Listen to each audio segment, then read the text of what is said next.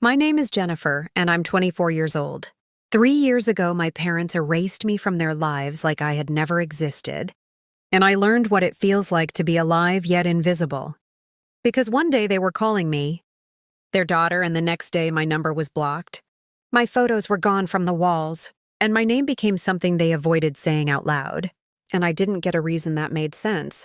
Only cold silence that stretched into weeks, then months, then years.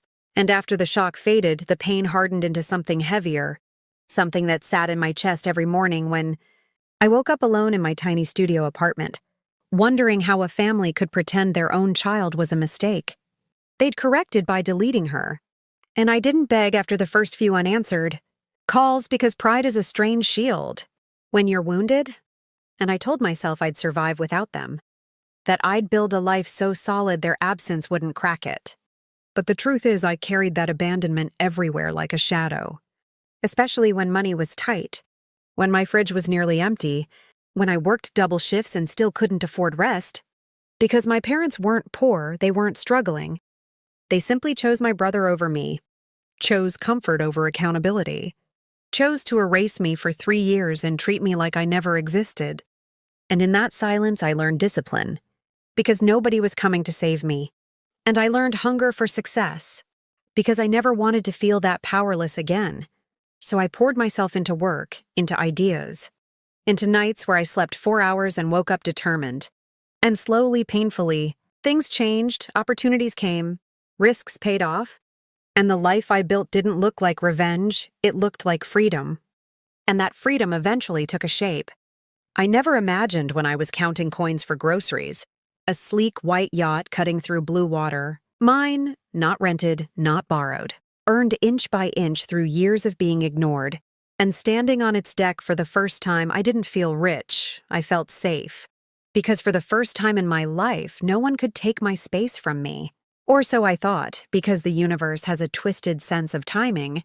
And just when I believed the past had finally loosened its grip, it came knocking with familiar voices and entitled footsteps. It was a quiet afternoon anchored near the marina, sun warm on my skin, salt in the air, when I heard commotion on the dock, raised voices, the scrape of luggage wheels, and before I could process the sound, I saw them, my parents, with suitcases, standing there like they belonged.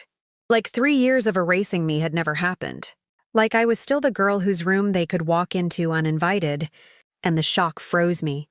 Because nothing prepares you for the people who abandoned you to suddenly show up on your private yacht with luggage. And my mother looked around approvingly.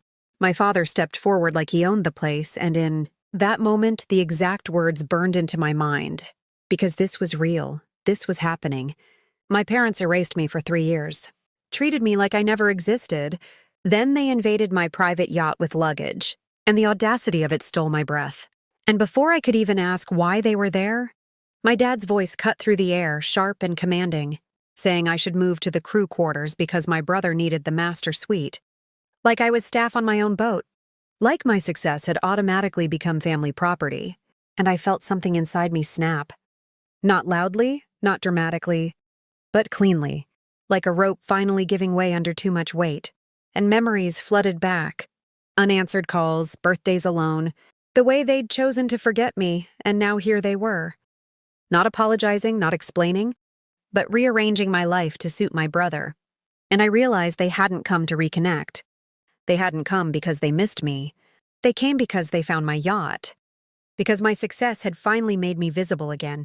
And the realization was colder than the ocean beneath my feet. Because it confirmed what I'd feared all along. That to them I was only valuable when I had something they wanted.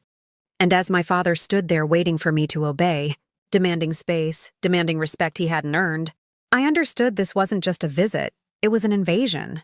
And whatever happened next would decide whether the girl they erased would stay erased, or whether the woman I became would finally draw a line they couldn't cross. The silence after my dad told me to move to the crew quarters stretched so long I could hear the water lapping against the hull.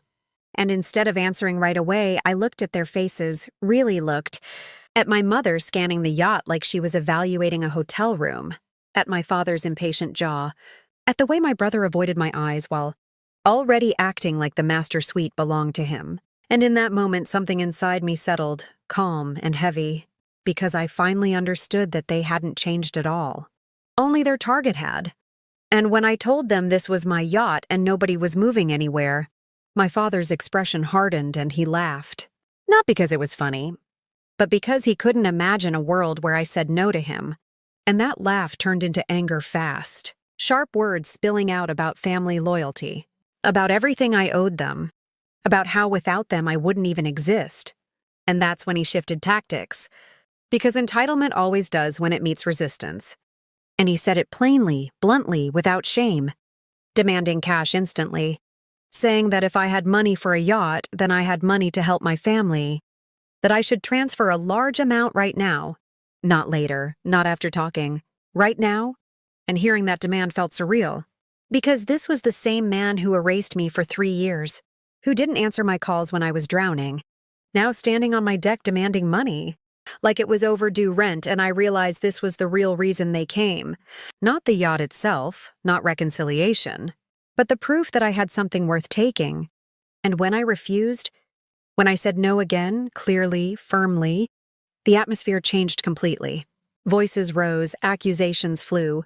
My mother cried about how ungrateful I was. My brother finally spoke, saying I was selfish for not sharing what I had.